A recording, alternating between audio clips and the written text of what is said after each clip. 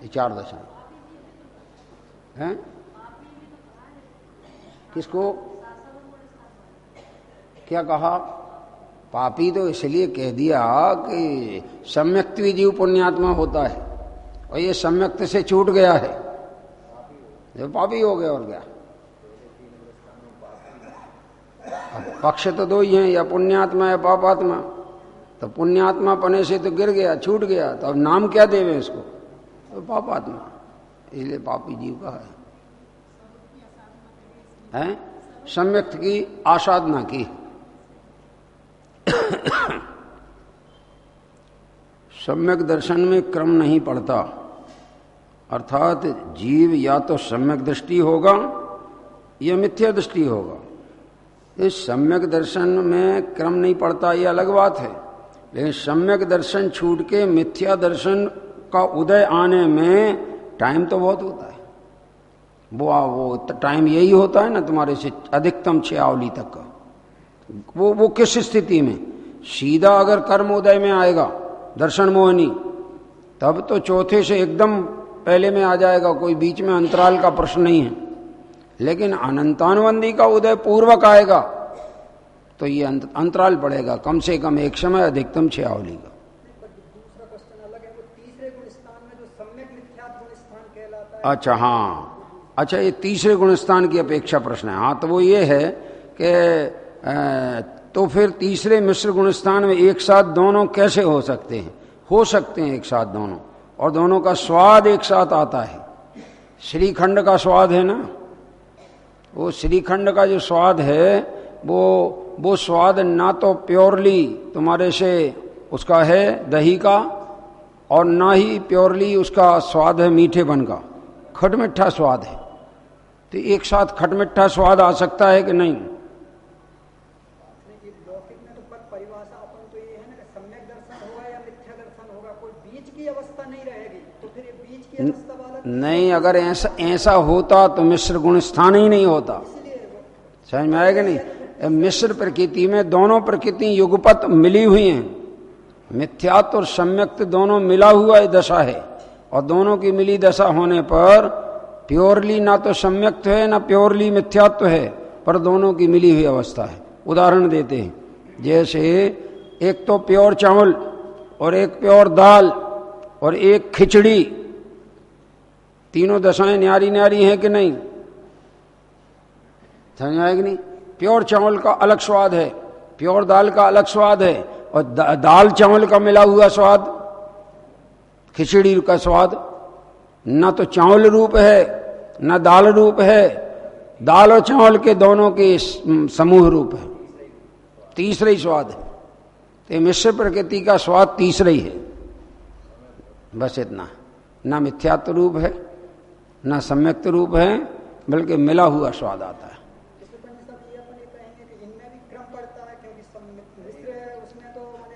तो क्रम भावों में पड़ा ना, क्रम भावों में पड़ा ना।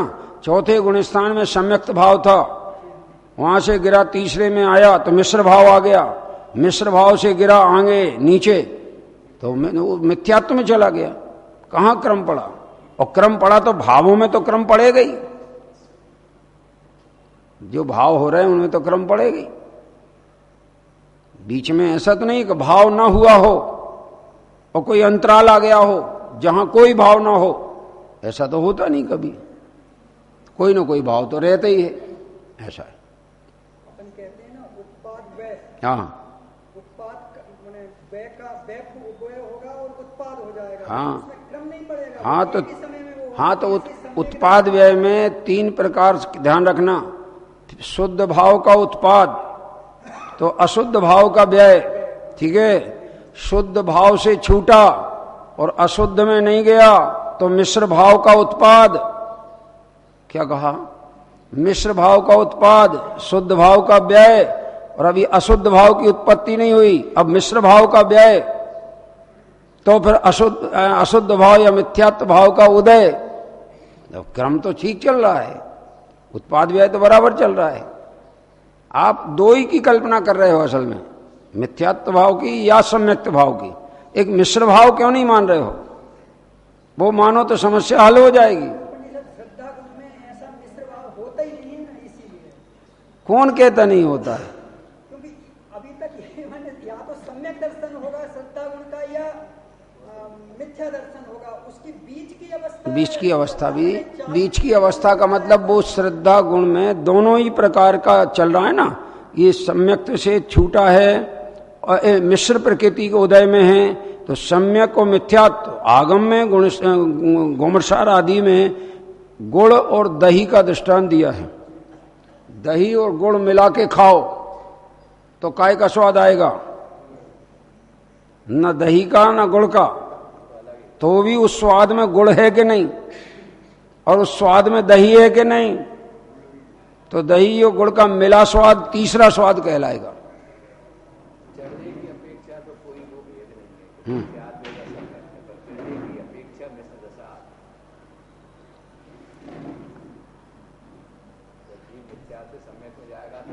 हाँ, तो 4 दशाएं होती हैं। सम्यक दृष्टि जी, उपशम सम्यक दृष्टि को 4 दशाएं हैं। उपशम सम्यक पूरा होने के काल के बाद अगर उपशम सम्यक से या तो चाहे तो 6 उपशम में चला जाए, और 6 उपशम में नहीं गया तो मिश्र प्रकृति उदय आए तो तीसरे में आ जाए।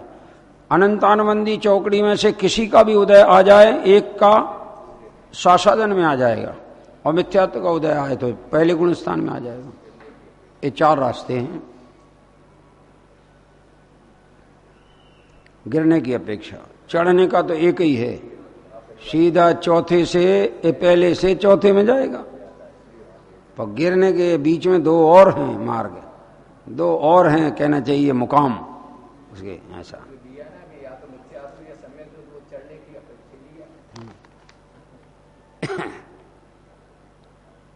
हाँ, वो आपका सोच, ये अपेक्षा ठीक है। चढ़ने की अपेक्षा तो कोई उनमें अंतराल नहीं आना है। मिथ्या तो गया और सम्यक तो आया, तो पहला गुण स्थान गया और चौथा आया। हाँ, ऐसा हो जाएगा भाई, ये होगा। उस सोच का वो दृष्टि ये ठीक है, ये अपेक्षा से बिल्कुल ठीक है। मोक्ष मार्ग प्रकाशक में लिखा है, पूर्व संस्कार के बल से अन्य पर्याय में सम्यक्त प्राप्त करेगा। वर्तमान का पूर्व पर्याय में अभाव या प्रागभाव है। जब पूर्व की पर्याय वर्तमान में नहीं है तो जो संस्कार की बात है वो झूठ साबित हुई। और प्रतिविज्ञान जोड़ रूप ज्ञान को कहते हैं, उसकी व्यवस्था कैसे बनेगी स्पष्ट कीजिए। देखो, आपका जो कथन है ना कि झूठ साबित हुई, वो झूठ साबित में प्रतिविज्ञान नहीं, तुम्हारे झूठ में भी झूठ लगा दिया। आई समझ में कि नहीं? क्योंकि तुम्हारे कोई शंका खुद ही हो गई पैदा कि लेकिन अगर हम इसको झूठ कहेंगे तो प्रतिविज्ञान तो एक समय का थोड़ा ही होता। प्रतिविज्ञान जिस चीज को तुमने पहले प्रत्यक्ष किया है उसी चीज का ज्ञान दोबारा आ गया, स्मरण में आ गया, आई ना, किसी अन्य के निमित्त से। हाँ, तो जोड़ रूप ज्ञान को प्रतिविज्ञान कहते हैं। तो यह वही वस्तु है, ऐसा ज्ञान हुआ तो प्रतिविज्ञान हुआ। तो वो वस्तु जब तुमने देखी थी और अब जो देख रहे हो, इसमें तो कालभेद है। कालभेद का अंतर है ना, लेकिन प्रतीति भेद कहाँ है? प्रतीति में तो यह वही है, ऐसी प्रतीति है कि नहीं? तो इसलिए जो संस्कार शब्द है उसकी व्याख्या समझ लो तो झंझट मिट जाएगी। संस्कार कैसे कहते हैं? एक पर्याय का दूसरे पर्याय में अभाव है, ये बात 100% सही है। लेकिन जब वे पर्यायें समान जातीय चला करती हैं तो समान जातीय पर्यायों को संस्कार बोला जाता है। क्या कहा? संस्कार कैसे कहते हैं? कल हमने 8 बजे दूध लिया था, आज जब दिन हुआ 8 बजे का टाइम हुआ तो फिर दूध की याद आई। क्यों आई? 8 ही बजे क्यों आई? फिर तीसरे दिन फिर 8 बजे ही क्यों आई? पर्याय तो सेम हो रही है और अन्यारी न्यारी, और एक पर्याय का दूसरे पर्याय में अभाव है, होगा अभाव। लेकिन जब उसी जाति की पर्याय क्रम से चलती जाती हैं तो वो संस्कार कहलाता है। समझ में आएगा नहीं? तो कई जाति जो कई पर्याय जो स्वतंत्र हैं, वे ही स्वतंत्र पर्याय भी समान जाति जब चला करती हैं तो उसका नाम संस्कार हो जाता है। तो चाहे बुरी आदत की वाली हो चाहे अच्छी आदत वाली हो, ये दोनों प्रकार के संस्कार होते हैं, अच्छे संस्कार और बुरे संस्कार। उससे पर्यायों की जो स्वतंत्रता है वो बिल्कुल भी भंग नहीं होती। पर्याय स्वतंत्र होती हैं, एक पर्याय दूसरे के कारण नहीं हो रही है, लेकिन यहां तो ये कई पर्यायों को एक साथ देख रहे हैं और यह पर्याय उसी पर्याय जैसी, ये पर्याय उसी पर्याय जैसी है, तो इसका मतलब उनमें तारतम्य बना हुआ है और उसी तारतम्य का नाम संस्कार है। और उस तारतम्य में कोई पर्याय का कारण नहीं है। पूर्व पर्याय वर्तमान का कारण नहीं है, वर्तमान पर्याय आगामी पर्याय का कारण नहीं है, मगर उन पर्यायों का तारतम्य देखकर उसे संस्कार कहा जाता है। और इतना बड़ा संस्कार होता है कि पूर्व भाव का संस्कार अगले भाव में आता है। बच्चे का जन्म होता है तो क्यों रोने लगता है, ये बताओ? रोना किसने सिखाया बच्चे को? दूध पीना किसने सिखाया? अब वो पर्याय का तो अभाव हो गया बहुत पहले। वो पर्याय का अभाव हुए 9 महीना हो चुके हैं। समझ में आई कि नहीं बात? और जन्म लेना है, जो 9 माह बाद उसने जन्म लिया है। वैसे तो जन्म ये दुनिया में उल्टा बोला जाता है, 9 माह बाद किसी का जन्म नहीं होता, वो तो गर्भ में आया सो जन्म हो गया। क्या ही ख्याल में? तो पूर्व पर्याय छोड़ करके कि 9 महीना बैठे रहेगा, उसका तो 1 समय 2 समय के अधिकतम 3 समय का अंतराल है, इससे ज्यादा अनाहारक रह नहीं सकता। तो इसलिए लोक में भले ऐसा बोलते कि वो उसका जन्म हुआ ना, जगत में उसका देह सहित संयोग देखा गया, तो जगत ने जब देखा तब उसका जन्म माना। समझ में आएगा? ऐसा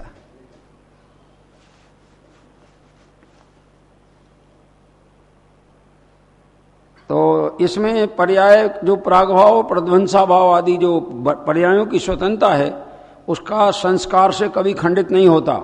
और संस्कार का जो कथन है वो उन पर्यायों के स्वतंत्रता के कारण बाधित नहीं होता।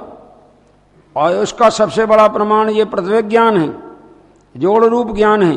क्योंकि ये अगर वो बाधित हो और स्वतंत्रता में भंग पड़े तो फिर जोड़ रूप ज्ञान ज्ञान नहीं कहलाएगा। और जोड़ रूप ज्ञान में भी वही जाना है जो पहले जाना था। क्या वही तो जाना ना? कल आपको देखा था और आज आपको देखा, तो वही हो आपका, कोई दूसरे हो गए? बताओ ना आप। और सूक्ष्म ऋजु सूत्र न ऐसे देखो तो आप वो नहीं हो। क्या एक समयवर्ती ऋजु सूत्र न ऐसे देखो? बौद्धमती यहीं से तो तैयार हुए हैं। वे कहते हर चीज समय समय बदलती है, तो एक आत्मा जिसने कार्य किया है वही आत्मा उस कार्य का फल नहीं भोगता, वो दूसरा हो गया आत्मा। वो ऐसा मानते हैं। यहाँ जैन दर्शन कहता है पर्याय कितने ही बदल जाएं, वस्तु तो वही की वही है ना। इसलिए जिसने पाप किया है उसी के पर्याय में पाप का फल आने वाला है। कालांतर में आएगा, पर्याय बदलेगी, मगर काम जिसने किया है उसी को उसका फल मिलेगा। कर्ता कोई और हो और भोक्ता कोई और हो, ऐसा नहीं है। और ऐसा मानो तो बौद्ध मत का प्रसंग आएगा। इसलिए जो पर्यायों की स्वतंत्रता अगर ऐसी मानी जाए तब तो वो बौद्ध मत का प्रसंग आ जाएगा। और अगर एक पर्याय को दूसरे पर्याय का कर्ता मान लिया जाए तो पर्यायों की परतंत्रता साबित हो जाएगी। और पर्याय परतंत्र हैं नहीं, स्वतंत्र हैं। इसलिए ये प्रश्न है तो बिल्कुल अपने को लगता है कि संस्कार किसको कहना। वो पंडित जी उसको कह रहे संस्कार कि अभी तुम्हारी वर्तमान में रुचि तत्व विचार की चल रही ना, तो अगले भाव में भी काहे की इसके विरुद्ध रुचि नहीं होगी, इसी का नाम संस्कार है। समझ में आएगा नहीं? अगले भाव में भी यही रुचि चलेगी, इसका नाम संस्कार।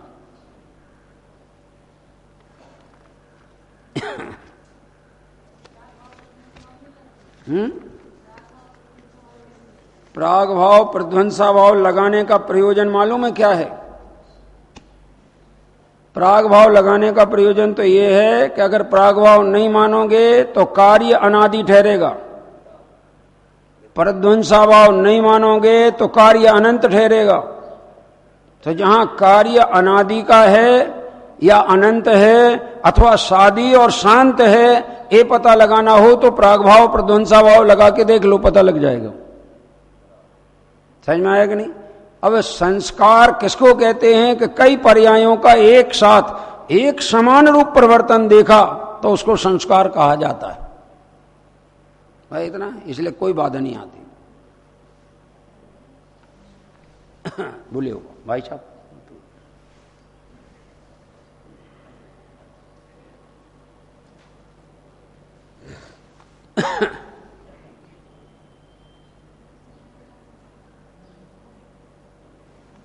निश्चय के समान व्यवहार मोक्ष मार्ग भी, बहुत बढ़िया प्रश्न है, सुनो ये बहुत बढ़िया। निश्चय के समान व्यवहार मोक्ष मार्ग भी ध्यान में ही प्रकट होता है, इसका अर्थ समझाइए। ध्यान दो प्रकार के होते हैं, एक सविकल्प ध्यान और दूसरा निर्विकल्प ध्यान।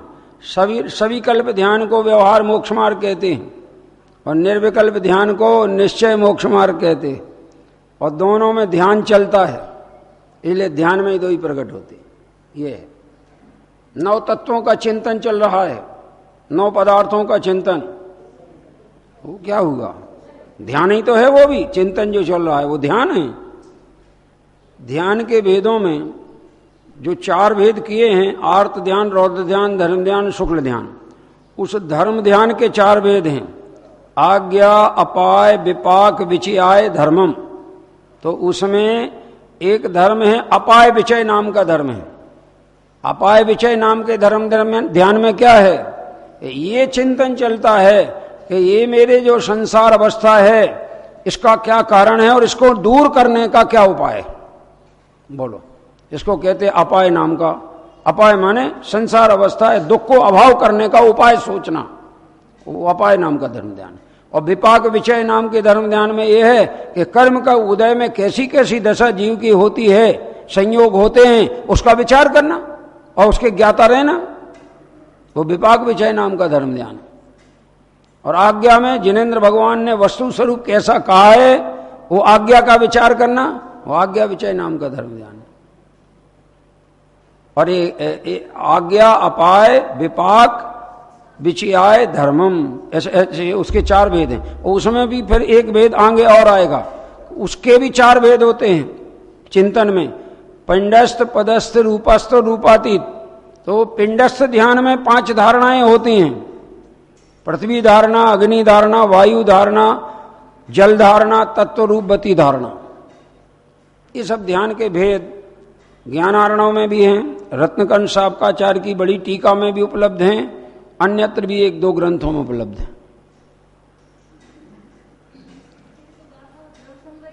हाँ रहे तो कोई परेशानी नहीं, ये द्रव्य संग्रह की गाथा है, लेकिन ये मूल गाथा नहीं है, ये बता रहे हम, ये टीका है। बताओ ऐसी गाथा है कहाँ? 58 गाथाओं में एक भी ऐसी गाथा नहीं है जिसका ये अर्थ है। हैं? हाँ तो ये तो विशेष अर्थ हुआ ना, टीका का अर्थ हुआ या टीका अर्थ होगा, ये गाथा अर्थ थोड़ा ही है। ऐसी कोई गाथा नहीं आई है उसमें बृहद द्रव्य संग्रह में जिसमें ये लिखा हो कि निश्चय व्यवहार मोक्ष मार्ग ध्यान में प्रकट होता है। नहीं तो उसमें तो ये लिखा है ध्यान करने की विधि क्या है, मां चित्ते मां जंपय, ना तो चिंतन करो ना कोई प्रकार का जाप दो, इट्ठिरिट्ठ अस्थितु, ना किसी पदार्थ को इष्टनिष्ठ मानो, और उपयोगो, जब अपना उपयोग एक जगह स्थिर हो जाए तो विचित्र झाणप्य सिद्धि है, तो विचित्र ध्यान की सिद्धि होती है, ऐसा लिखा है।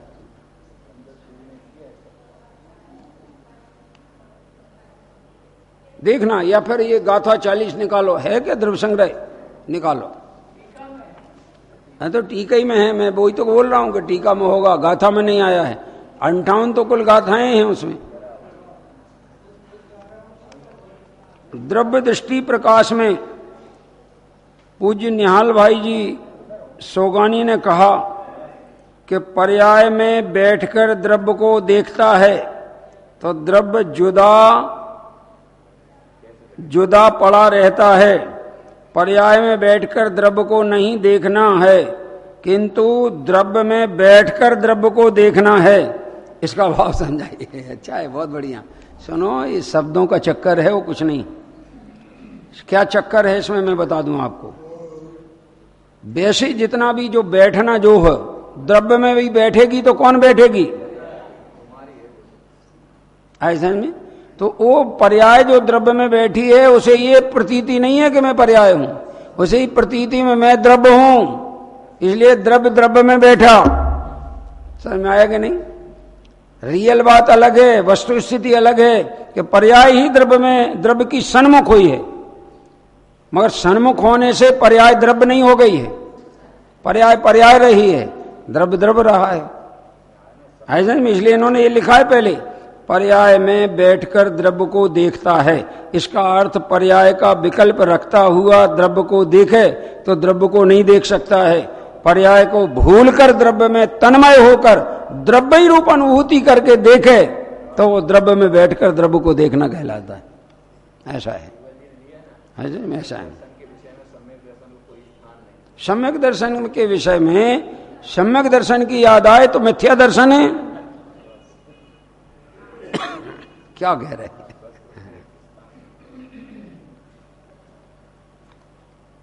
इस जीव ने जिनवर स्वामी और सम्यक दर्शन दो चीजें अभी तक प्राप्त नहीं की। तो ये जिनवर स्वामी प्राप्त नहीं किया, इसका मतलब क्या है?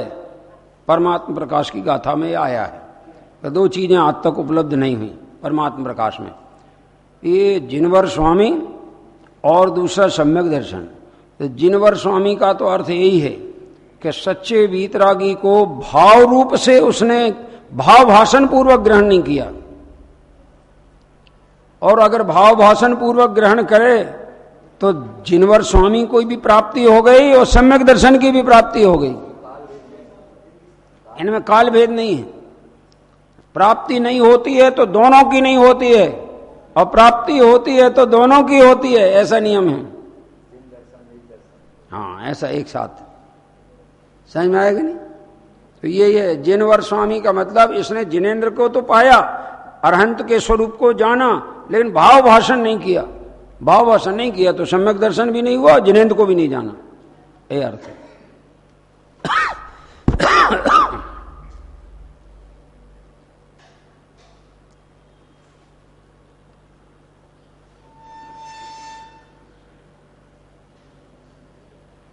ध्यान करने से मुनि नियम से निश्चय और व्यवहार रूप मोक्ष मार्ग को प्राप्त करते हैं। अतः चित्त को एकाग्र करके ध्यान का सम्यक प्रकार अभ्यास करो।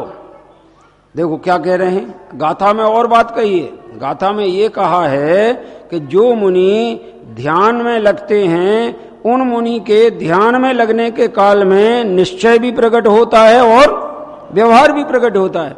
तो व्यवहार तब तक कहलाता है कि जब तक वो निश्चय की प्राप्ति नहीं हुई है, और जहां निश्चय की प्राप्ति हुई है वहां व्यवहार से हट गया और निश्चय में लीन हो गया। क्योंकि लीनता एक साथ दो जगह नहीं होती, व्यवहार में भी उपयोग लीन हो और निश्चय में भी लीन हो, ऐसा नहीं होता। लेकिन निश्चय में लीन होने के पूर्व पहले व्यवहार के विकल्प चलते हैं, और वो व्यवहार के विकल्प वो व्यवहार मोक्ष मार्ग कहलाते हैं, बशर्ते निश्चय हो जाए तो। समझ में आएगी नहीं बात? ऐसा तो। और इस गाथा में मोक्ष मार्ग जो है, उस मोक्ष मार्ग का दो प्रकार से ध्यान कहा, व्यवहार ध्यान और निश्चय ध्यान। देखा ना इन्होंने, ये निश्चय व्यवहार मोक्ष मार्ग साधक ध्यानाभ्यासम कुरुत, यानी निश्चय व्यवहार का मोक्ष मार्ग जो है वो साधक अवस्था वाला जीव अपने ध्यान में इनका अभ्यास करता है, ध्यान में अभ्यास करता है। ये बात इसमें खुलासा की। देखो अभी ये जो अपन ने पूछा था उसमें ये लिखा है और इसमें ये लिखा है, निश्चय के समान व्यवहार मोक्ष मार्ग भी ध्यान में ही प्रकट होता है। और इसमें क्या लिखा है, ध्यान करने वाले मुनिराज को नियम से निश्चय और व्यवहार मोक्ष मार्ग होता है या वे निश्चय व्यवहार मोक्ष मार्ग प्रकट करते हैं, प्राप्त करते हैं।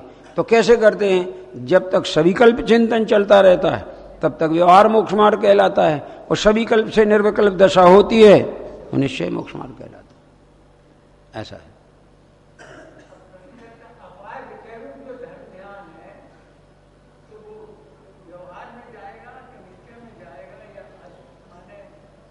ये व्यवहार है,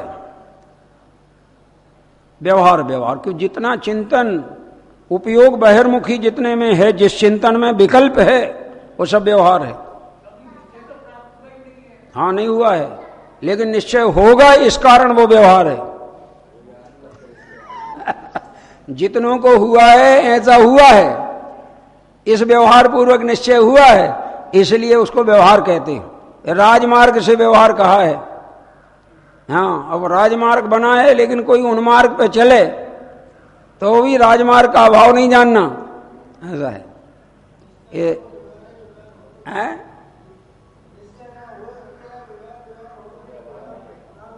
हाँ, वो तो प्रश्न ही है, वो एक अलग बात है। यहां तो आपने केवल इतना प्रश्न किया है कि वो जो चिंतन है वो निश्चय है कि व्यवहार है। तो मैंने बताया कि जितना भी चिंतन हो, जब तक विकल्प है तब तक उस सारे चिंतन का नाम व्यवहार है। क्या कहा? धर्म ध्यान दो प्रकार का होता है, एक शुभ रूप और एक शुद्धोपयोग रूप। 7वें गुण स्थान में जो धर्म ध्यान होता है वो शुद्धोपयोग रूप होता है। 6ठे गुण स्थान में जो सामायिक आदि में जीव लगता है वो शुभोपयोग रूप होता है। शुभोपयोग रूप को भी धर्म ध्यान कहते हैं, वो व्यवहार धर्म ध्यान कहलाता है। और शुद्धोपयोग रूप जो धर्म ध्यान है वो निश्चय धर्म ध्यान कहलाता है। क्या? 4थे गुण स्थान में भी 2 प्रकार का धर्म ध्यान है। जब अनुभव हुआ है उस काल में निश्चय धर्म ध्यान है, और अनुभव से हटके जो अपना शुभ क्रियाओं में लगा है वो व्यवहार धर्म ध्यान है।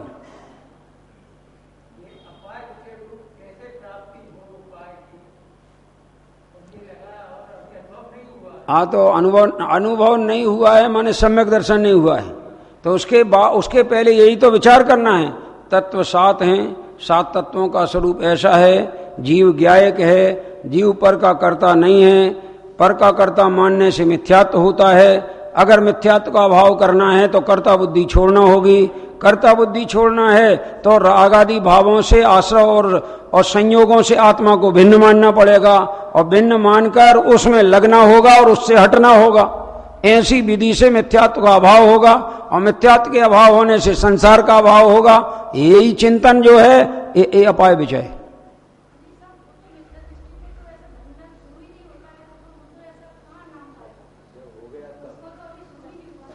सुनो तो, धर्म माने 2 तरीके से। व्यवहार आचरण में जो शुभ भाव हुआ उसको धर्म बोला जाता है, व्यवहार नहीं से। समझ में आया कि नहीं? और सच्चाई ये है कि निश्चय बिना व्यवहार किसको कहें, लेकिन निश्चय बिना शुभ तो होता है कि नहीं होता है? बोलो।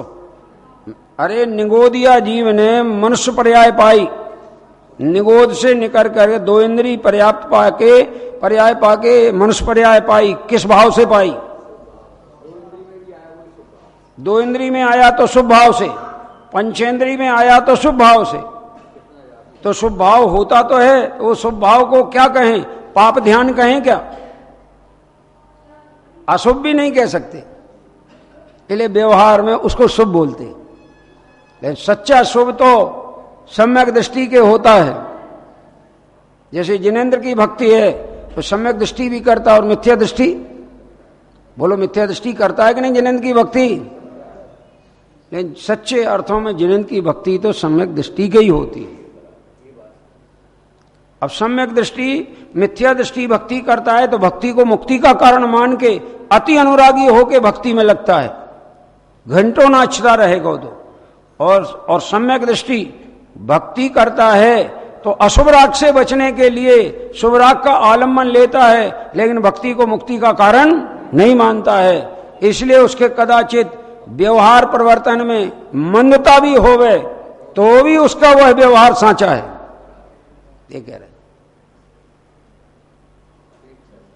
अपेक्षा से। मिथ्या दृष्टि क्या कहा? धर्म ध्यान का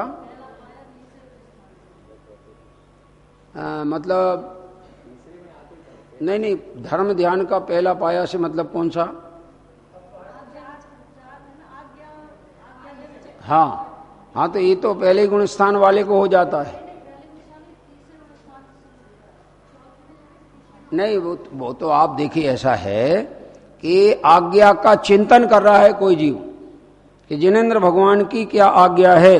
द्रव्य 6 हैं, अस्थिकाय 5 हैं, तत्व 9 हैं, आत्मा जो है ज्ञायक है। इस तरीके का सारा जो विचार है वो जिनेंद्र की आज्ञा है, जिनेंद्र भगवान का उपदेश है, तो उसका ये विचार कर रहा है। तो वो विचार पहले गुणस्थान वाला भी कर सकता है।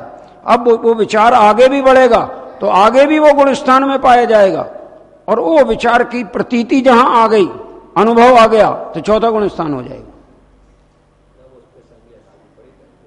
तब वो वास्तव में व्यवहार शुभ ध्यान कहलाएगा। ऐसा है। देखो क्या है, अपेक्षाओं से ही सारे कथन हैं, समझ में आएगा नहीं?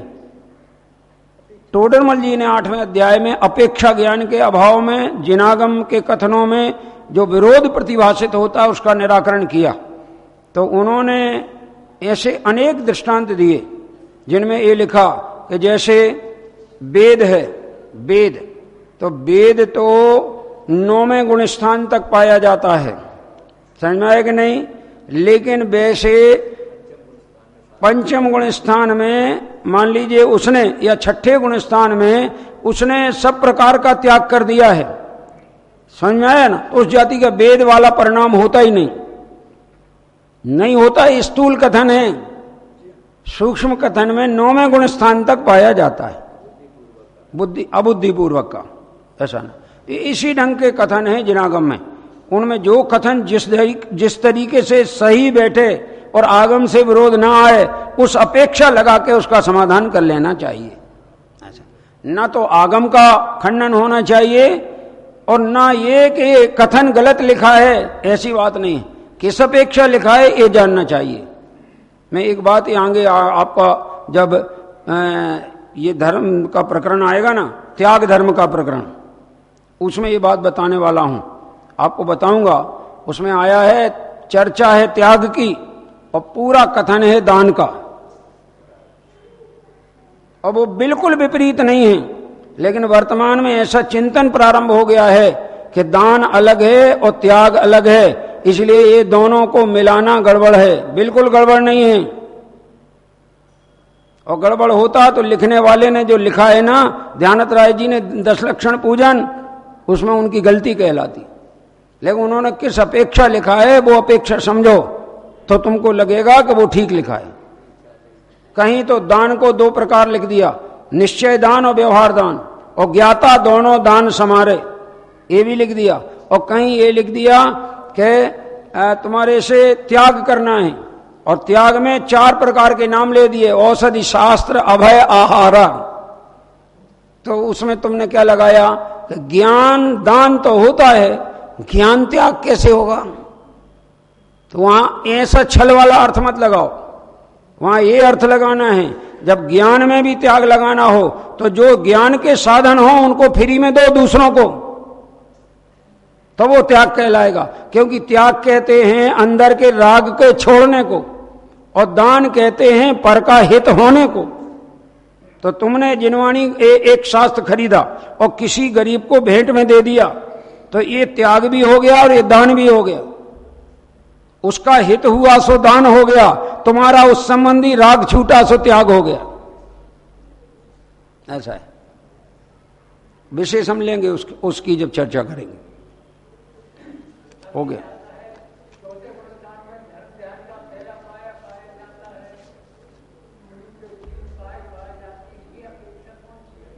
कहाँ आया ये मैं देख लूं जरा, फिर वो अपेक्षा बता सकूंगा। हैं? वो लाओ 24 ठाणा। हाँ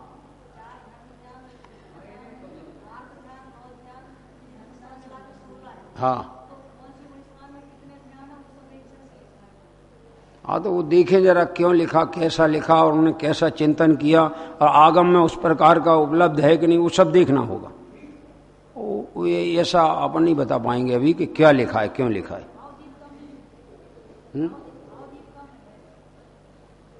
भावदीपिका का अलग होना चाहिए, 24 ठाणा का अलग होना चाहिए। 24 ठाणा के कोई रचयिता जो हैं, मेरा जहां तक ख्याल है कि वो कोई तारण स्वामी के अनुयायी ने लिखा है 24 ठाणा, ऐसा मेरे ध्यान में है जहां तक। भावदीपिका तो अपने दीपचंद जी ने लिखी, वो अलग है। लेकिन उन्होंने किस ग्रंथ के आधार से लिखा है ये देखना जरूरी है। कोई ना कोई ग्रंथों का उसमें आधार होगा। ठीक है, हो गया आपका टाइम।